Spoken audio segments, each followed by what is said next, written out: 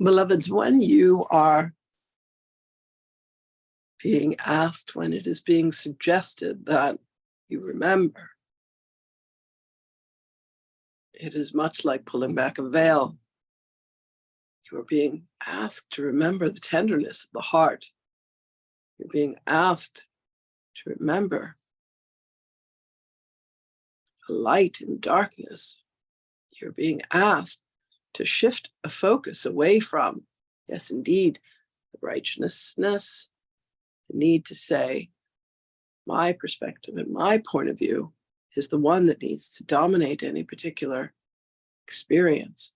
When you come upon a tome that you are reading and you say, this has to be a work of fiction, this is not possible for this to be true, you must understand that indeed in some aspect, in some realm of creative imagination, it indeed has played out, and that is how it is able to be scripted upon the pages of a book, much like the pages of your Akashic records, shall we say.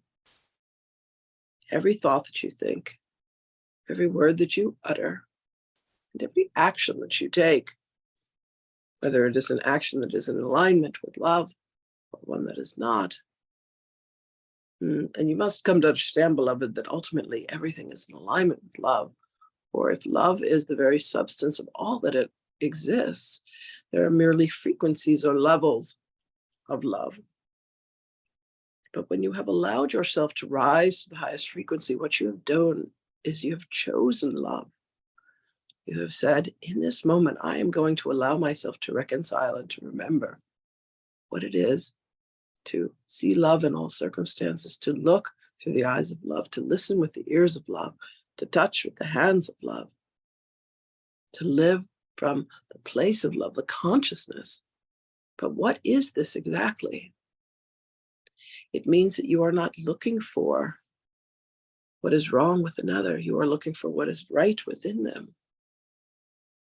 Can you look upon another and see only things that you would embrace, only things that you would love, rather than where you would judge them, where you would criticize them, where they have made an invitation, shall we say, to take you outside of what you consider to be comfortable? They want something more of you. So Anna Grace's mother would require of her that she fill their beloved family dishwasher and empty it each and every day. And her mother continues to complain that she is the only one who is doing this task. It is not the truth. It becomes a point of view, beloved. But if there is a simple action that is being asked of you within your environment, who are you to say no? If you say no to something, beloveds, what have you not said yes to? What if you could say yes to everything? What if you can embrace everything and say, I say yes to you? Anything that you want and anything that you desire, I say yes to. Because it is done with love. Not saying yes to the ego indulgence that is going to paint everything in the shade of fear, which is a bit like chartreuse, shall we say. But beloveds, allow yourselves indeed to